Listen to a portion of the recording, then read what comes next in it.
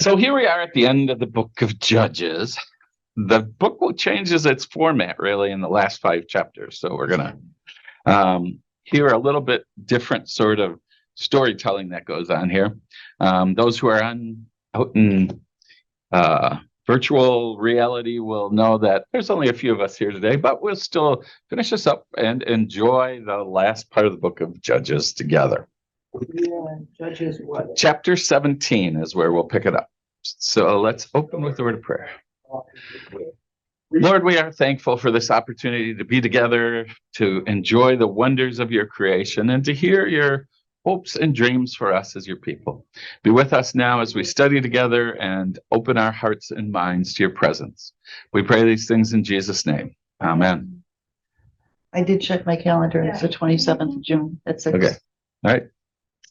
Last Tuesday, right? Right. So, chapter 17 starts out this way. And we'll just read to the end of Judges now, because all these are of a piece, even though there are a couple different stories that are in here. So, there was a man in the hill country of Ephraim whose name was Micah. He said to his mother, "The 1,100 pieces of silver that were taken from you, about which you uttered a curse and even spoke it in my hearing, that silver is in my possession. I took it, but now I will return it to you." And his mother said, "May my son be blessed by the Lord." Then he returned the 1,100 pieces of silver to his mother, and his mother said, "I consecrate the silver to the Lord from my hand for my son to make an idol of cast metal."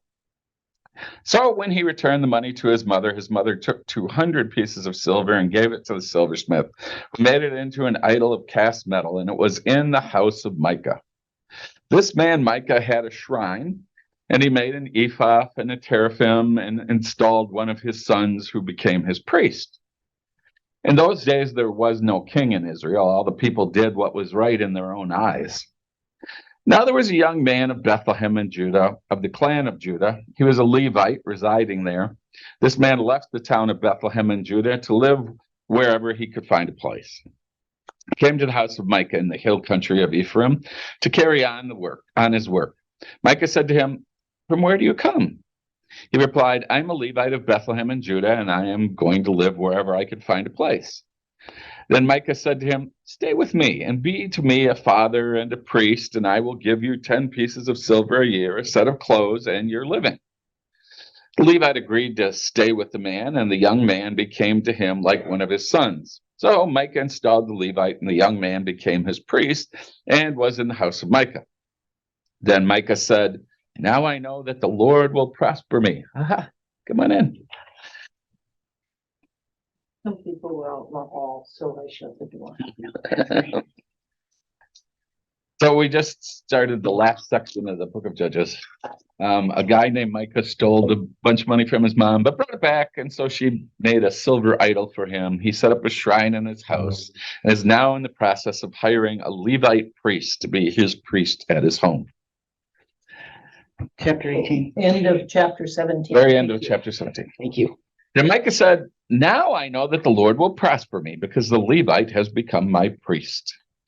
In those days, there was no king in Israel. In those days, the tribe of the Danites was seeking for itself a territory to live in.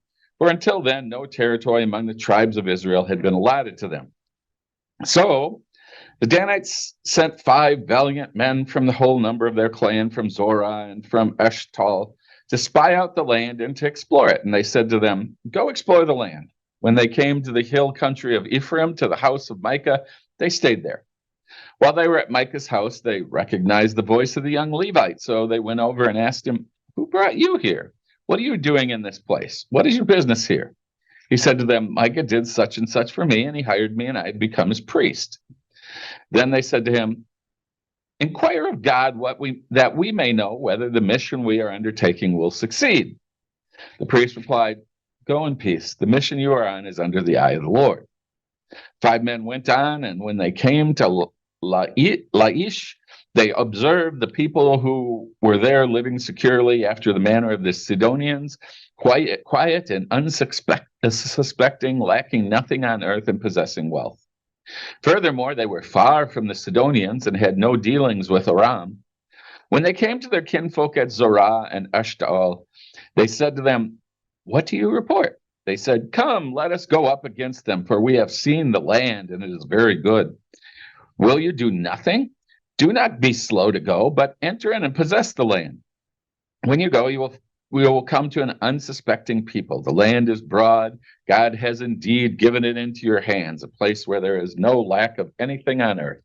600 men of the Danite clan, armed with weapons of war, set out from Zorah and Eshcol and went up and encamped at Kiriath Jearim in Judah.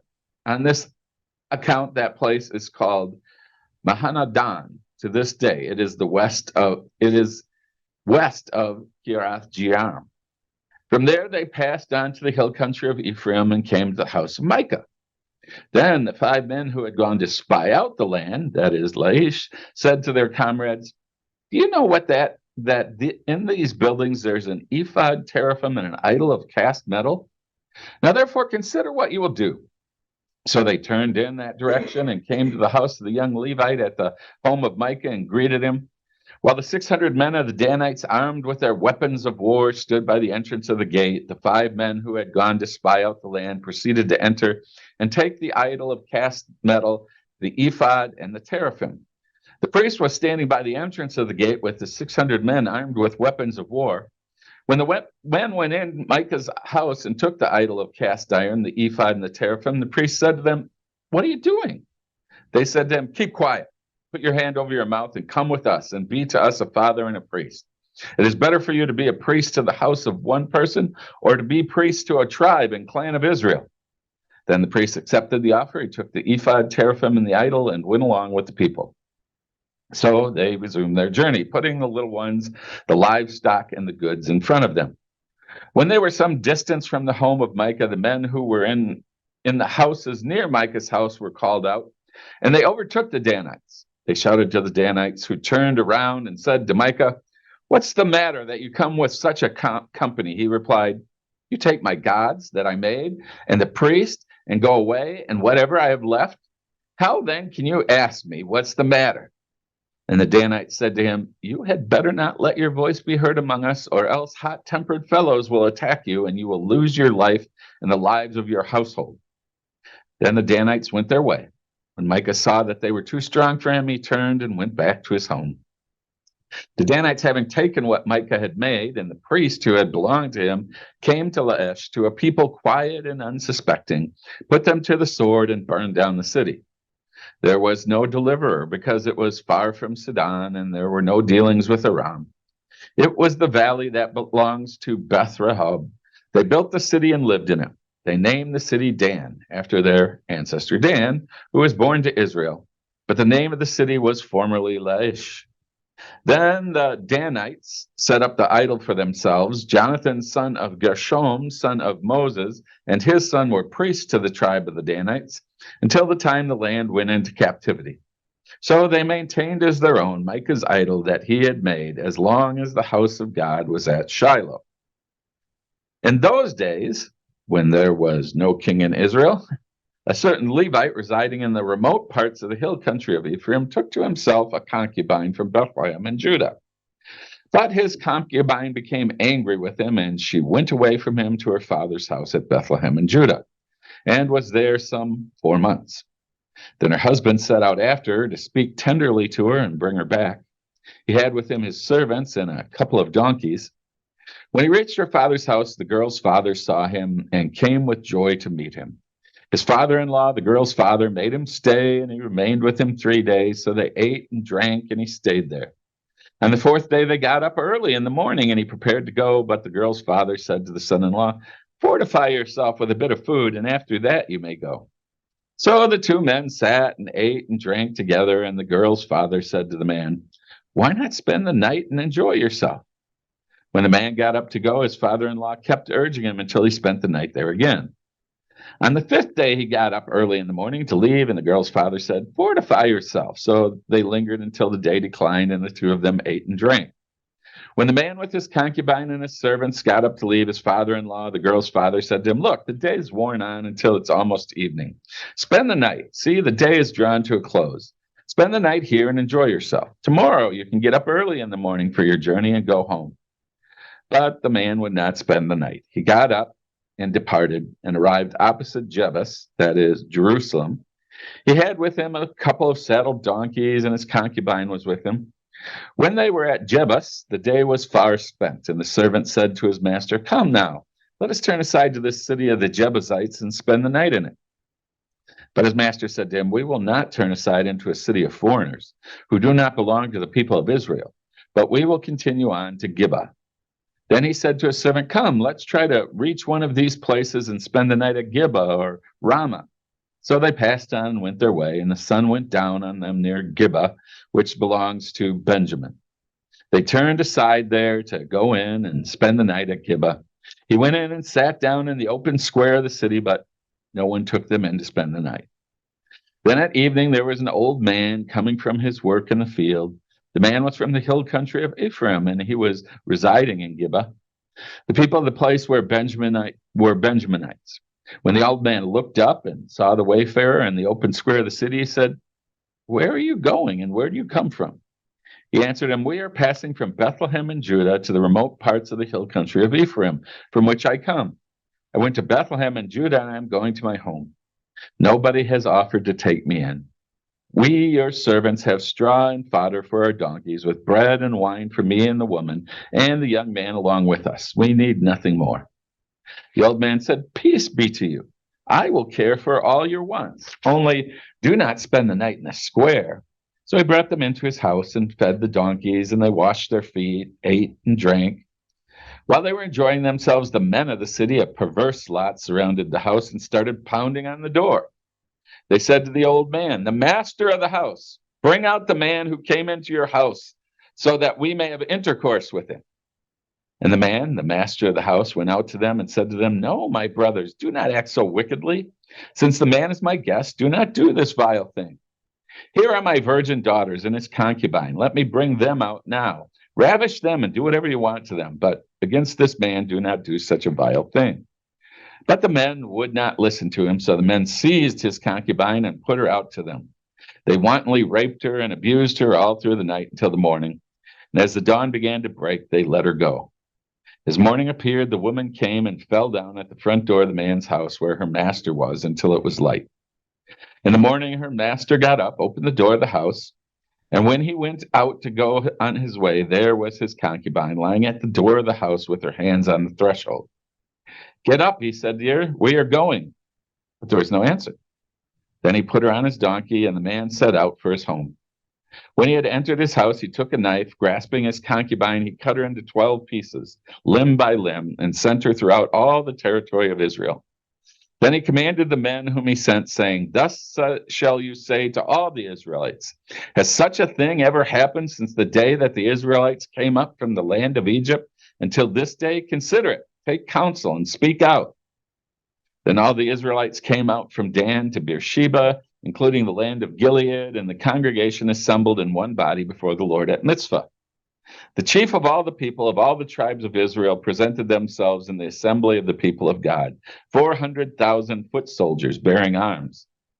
Now the Benjaminites heard that the people of Israel had gone up to Mitzvah, and the Israelites said, "Tell us, how did this criminal act come about?" The Levite, the husband of the woman who was murdered, answered, "I came to Gibeah, that belongs to Benjamin, I and my concubine, to spend the night. The lords of Gibeah rose up against me and surrounded the house at night. They intended to kill me, and they raped my concubine until she died. Then I took my concubine and cut her into pieces and sent her throughout the whole extent of Israel's territory, for they have committed a vile outrage in Israel. So now, you Israelites, all of you, give your advice and counsel here." All the people got up as one, saying, "We will not any of us go to our tents, nor will any of us return to our homes. But now this is what we will do to Gibeah. We will go up against it by lot. We will take 10 men of 100 throughout all the tribes of Israel, and 100 of 1,000, and 1,000 of 10,000, to bring provisions for the troops who are going to repay Gibeah of Benjamin for all the disgrace that they have done in Israel." So all the men of Israel gathered against the city, united as one.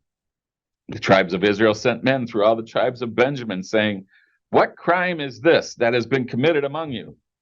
Now then, hand over those scoundrels in Gibeah so that we may put them to death and purge the evil from Israel." But the Benjaminites would not listen to their kinsfolk, the Israelites.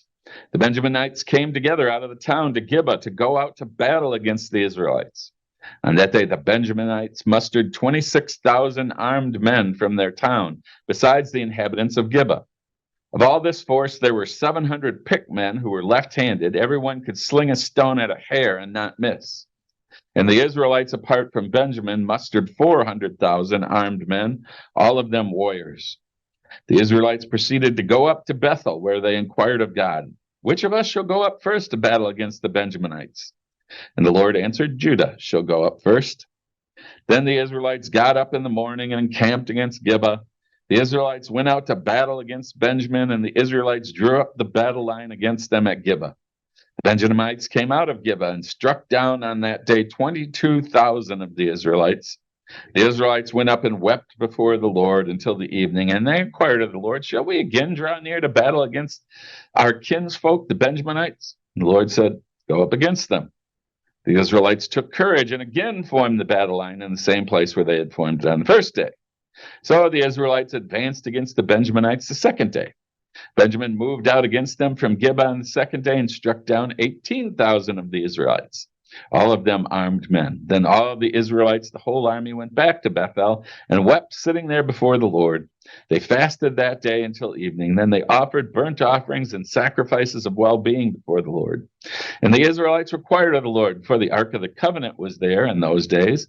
And Phinehas, son of Eleazar, son of Aaron, ministered before it those days, saying, "Shall we go out once more to battle against our kinsfolk, the Benjaminites, or shall we desist?"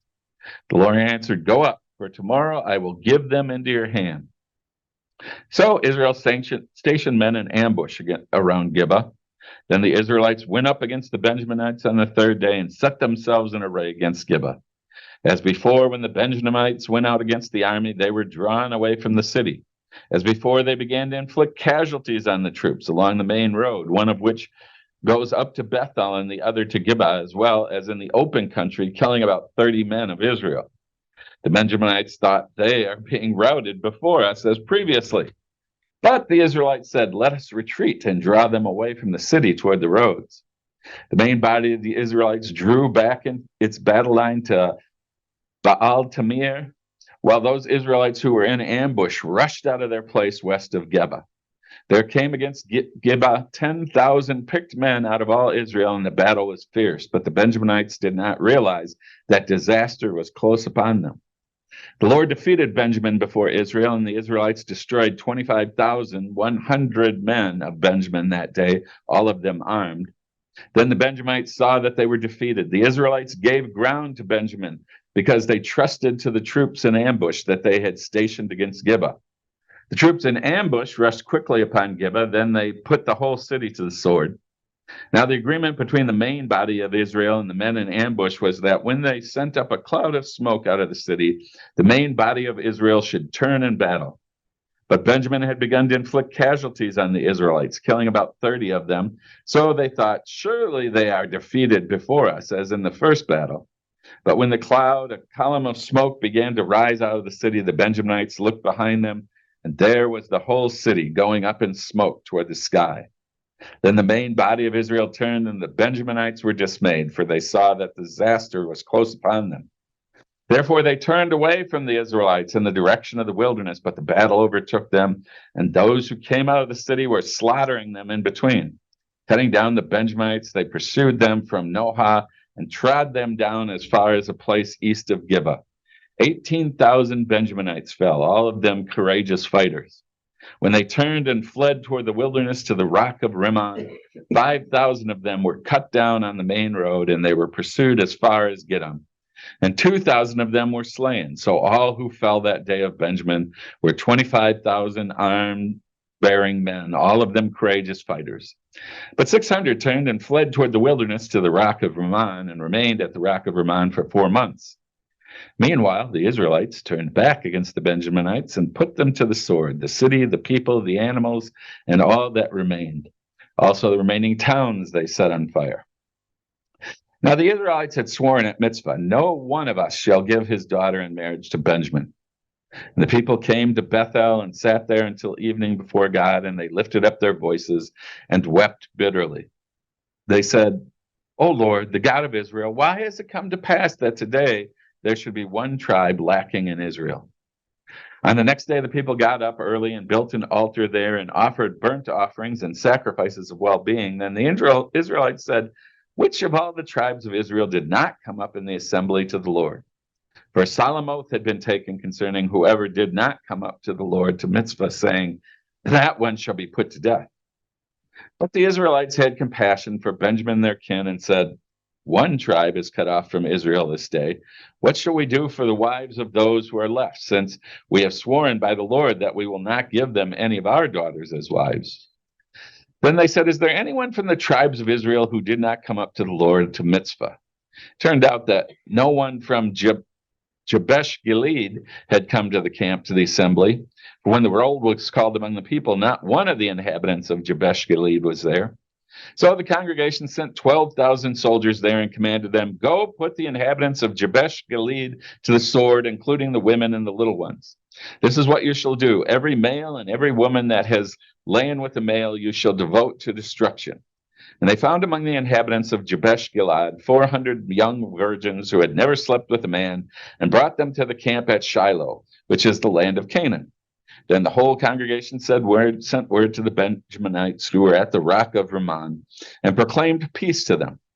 Benjamin returned at that time, and they gave them the women whom they had saved alive of the women of Jabesh Gilead, but they did not suffice for them. The people had compassion on Benjamin because the Lord had made a breach in the tribes of Israel. So the elders of the congregation said, "Well, what should we do for wives for those who are left, since there are no women left in Benjamin?" And they said, "There must be heirs for the survivors of Benjamin in order that a tribe may not be blotted out from Israel. Yet we cannot give any of our daughters to them for wives, for the Israelites had sworn, 'Cursed be anyone who gives a wife to Benjamin.' So they said, 'Look, the yearly festival of the Lord is taking place at Shiloh, which is north of Bethel on the east of the highway that goes up from Bethel to Shechem and south of Lebanon.' And they instructed the Benjaminites, saying, 'Go and lie in wait in the vineyards and watch when the young women of Shiloh come out to dance in the dances. Then come out of the vineyards, and each of you carry off a wife for himself from the young women of Shiloh, and go to the land of Benjamin.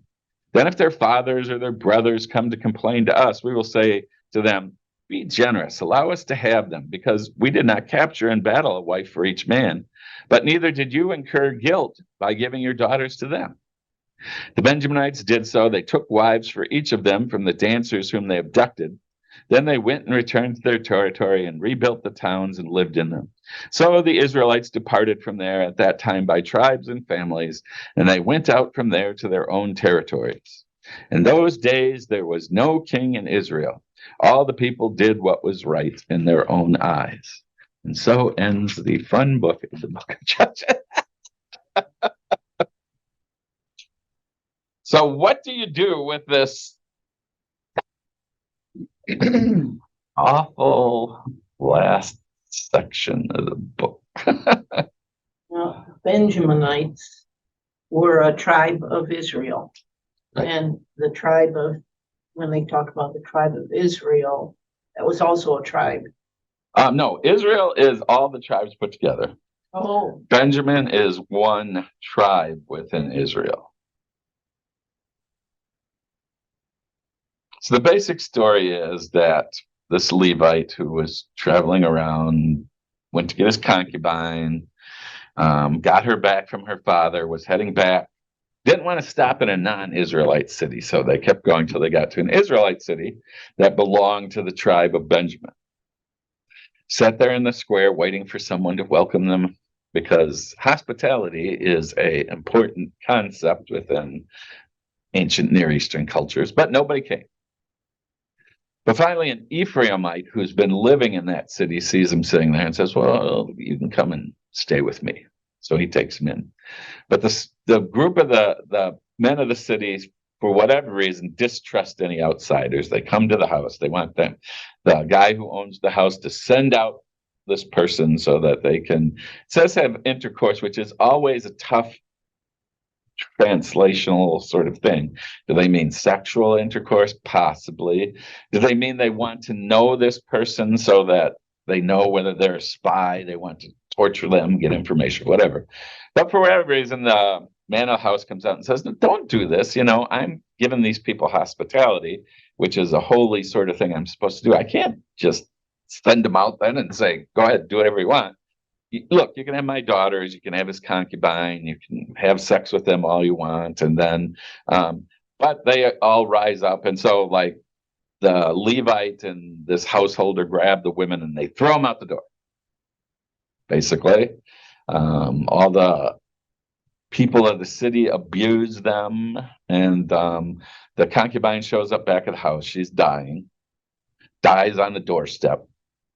Levite comes out and throws her on his donkey, goes back home, cuts her into 12 pieces, and sends out a piece to each of the tribes of Israel and says, "This terrible thing has happened. What are we going to do about it?" So everybody comes to mitzvah, except the tribe of Benjamin. Because the city was a Benjaminite city, they choose to instead back that town and say, "Okay, we're going to protect our own." The rest of Israel says, "Well, this is so horrendous, we have to go there and do something about it." So they're going to go to Gibeah and destroy the town. They stop along the way and they ask God, "Well, should we do this?" God says, "Yeah." So they go there, they lose.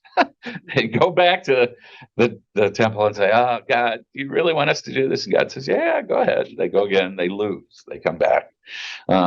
Finally, they have the Ark of the Covenant there. They make sacrifices. They have the priest come who asks of God what they should do. And God says, "I'll give them into your hands this time." They go, they destroy the city. They beat up most of the Benjaminites. They chase what few soldiers are left out into the woods. They burn down all the towns of Benjamin, kill all the people who are there.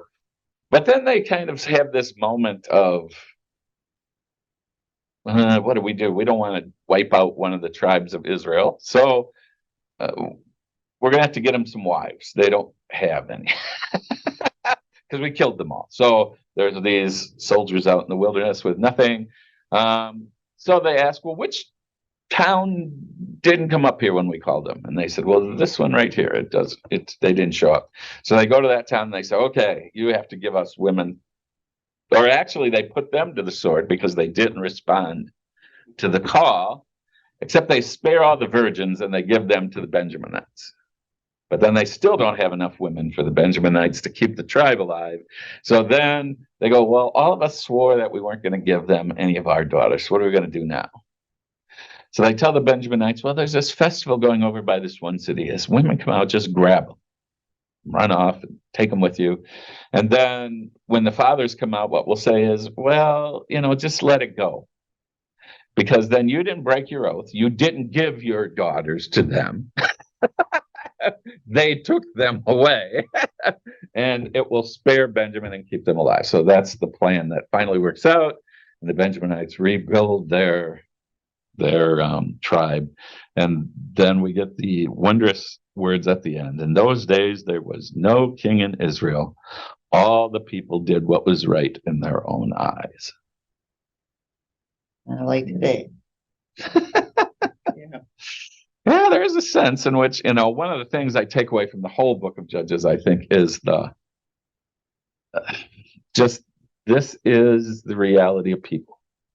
They're greedy. They're unreasonable at times. They're out for themselves. They're willing to abuse others who aren't of their clan or nation or whatever. We are going to, we have no truck with anybody who's outside of us. Lots of things that we see played out in our Mob mentality. The mob mentality takes over. Everybody follows along and says, "Let's do this." And really, that's true throughout the book. We have this whole, thing running along. So what's the point? Why do we have this book in the Bible? Well, I think it's to show just how chaotic things were before the kings came. Okay. So certainly that's one element of it. The Deuteronomic tradition wanted to say, until we had somebody to run the show, we were all over the map. You know what? Think about this. And I have done, see, I lived when there was a higher threat of nuclear war, in the 60s. And if there had been a nuclear war in the United States, this is what we would have gotten. If things were destroyed, the court system was destroyed, that everybody's out for themselves, and it would be mob mentality. And you would do it too to survive.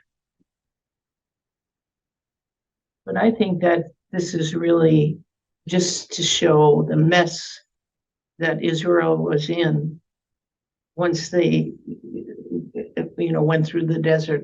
Because Moses went back to the, I can't think of his name now, Hammurabi, and got good laws and set up good laws in the desert, and they forgot them. They got into Israel, and the next generation didn't remember it anymore.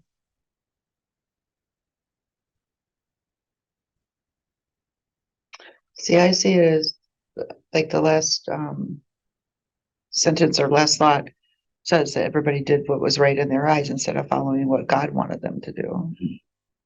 Certainly there was that too, that, when push came to shove, people did not adhere to their faith in God. Instead, they said, well, this is more to my, and even, the story of Micah, we want to be able to see what God's about. So he makes a little idol and puts it in his home, and this becomes his recognition of what God is about. And so there are lots of ways in which we too have that kind of,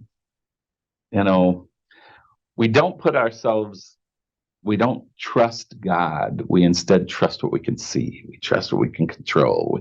And even sometimes we want to control God. Well, God, I did this for you, so you do this for me.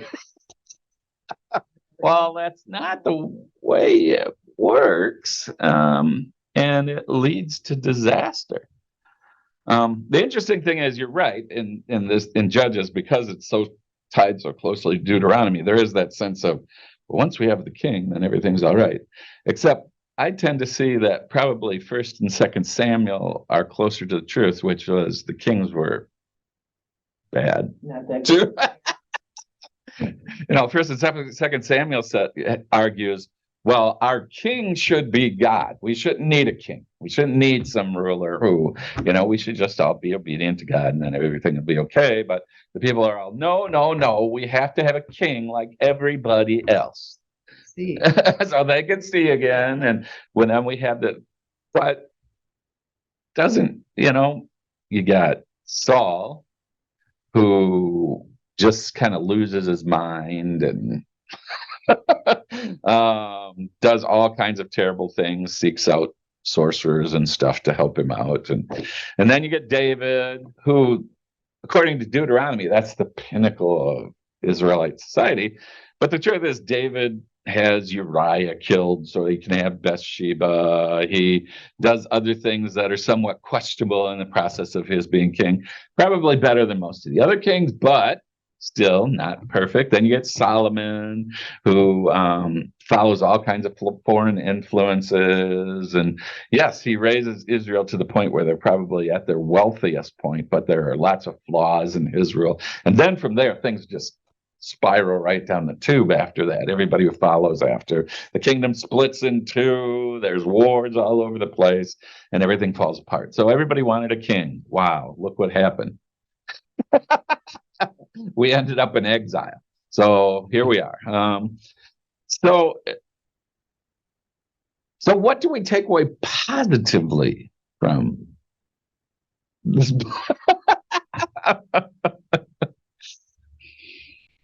It is really hard for me to find a positive in there.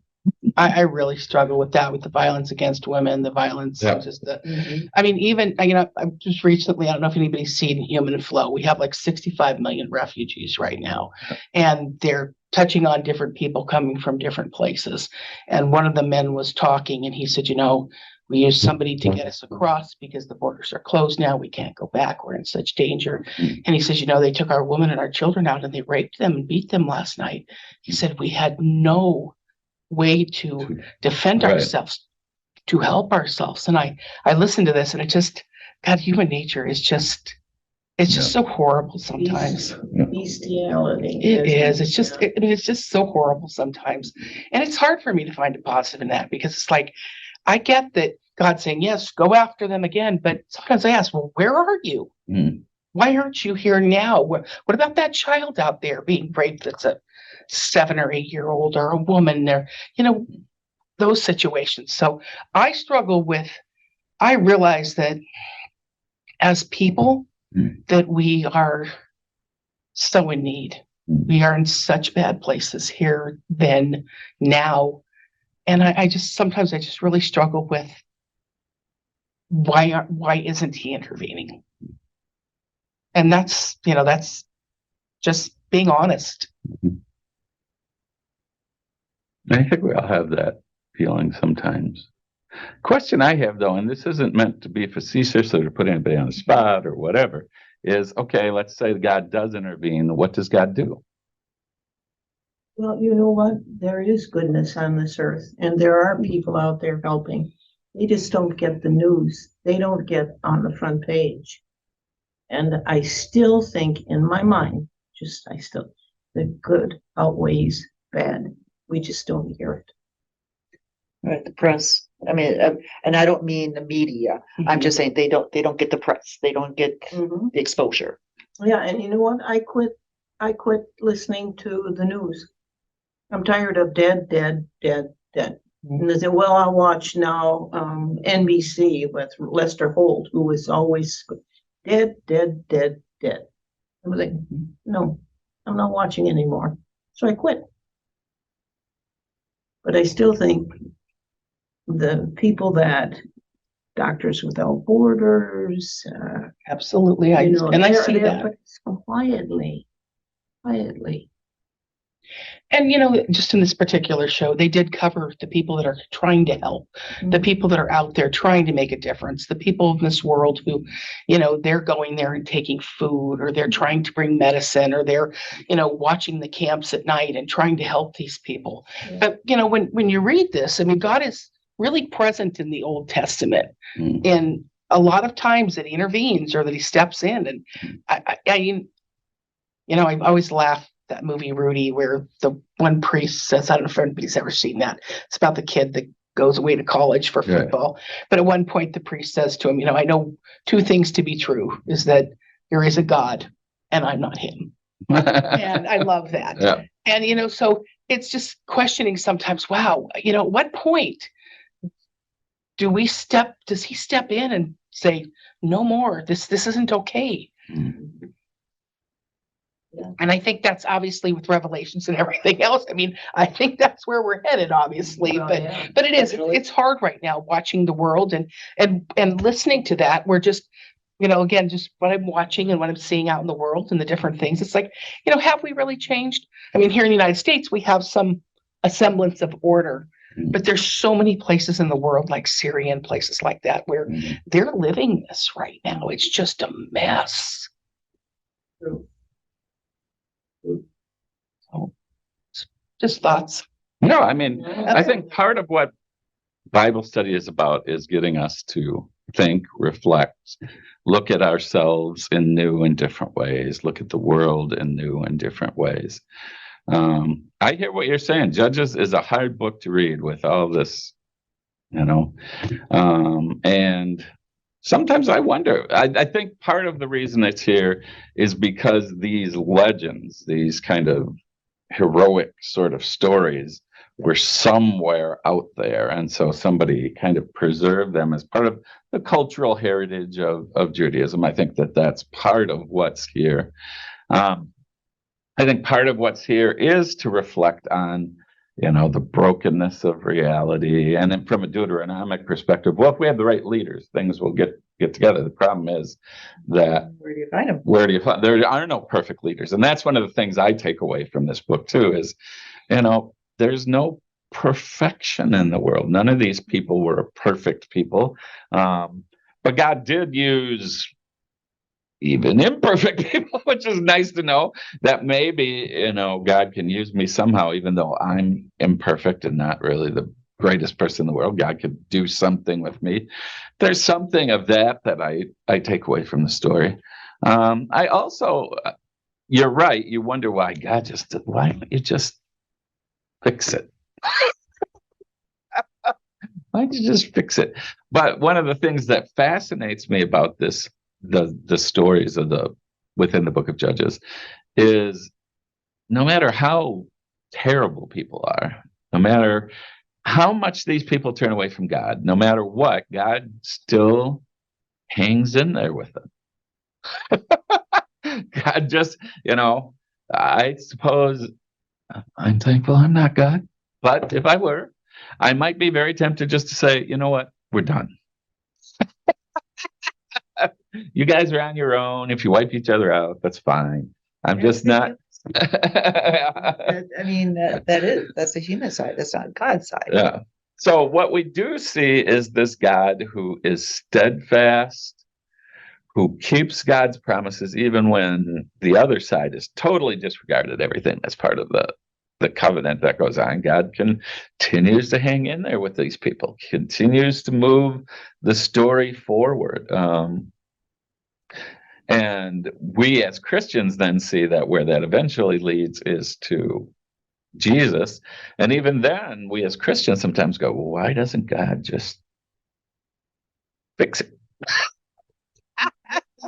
He has us. He has us. So we have to go out and fix it. And we don't. Yeah. I think how many, don't. Yeah. And yeah, I get that we have free will. And I think that's the one thing that God's given us now. He's like, okay, here you go.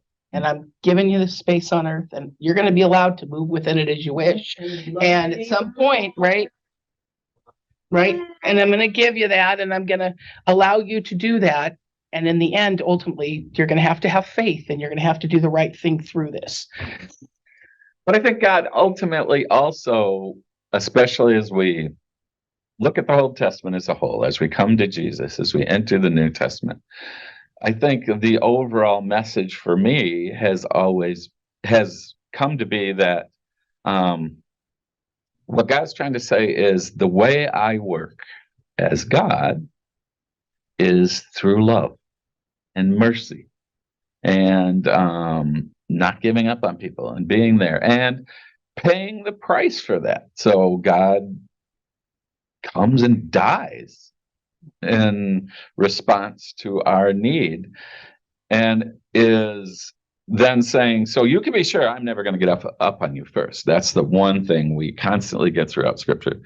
But I think for us living in the world, it also becomes, and this is how you live as the kingdom of God. You don't try to make things right by getting the biggest army and blowing up all the bad people. It's not, the way you do this is not by, saying my nation before anyone else's. We'll build a big wall around ourselves and keep out all the ugly influences out there. That's not the way to do it. The way to do it is to reach out in love and take the risk of brokenness that goes with that. This is the way, if you want to find, healing in the world, this is what you have to do. But that's hard for us. We want, before we'll take the risk, we want to be sure we're not going to get ground down in the process. But you never have those guarantees. That's never, ever going to be guaranteed. If you choose the path of love and mercy, care, forgiveness, all the things that Jesus in the early church held up as the important things, patience, loyalty, all those things, then there's always the chance you're going to pay a price for that. That's just the way it is. So Martin Luther King Jr. tells his people, don't fight. Just, we're gonna not participate with evil. We're going to love the people who hate us. We're going to do these things. And what do they get for that? They get abused and killed and have dogs sicked on them and everything else. But they choose, rather than grabbing the power of the world, saying, okay, we're still going to live by this spiritual power, which is at the center of our lives. And so for me, that's the call of the whole thing, that ultimately all these power grabs, all these things that, well, if I get enough power, I can make the world a good place.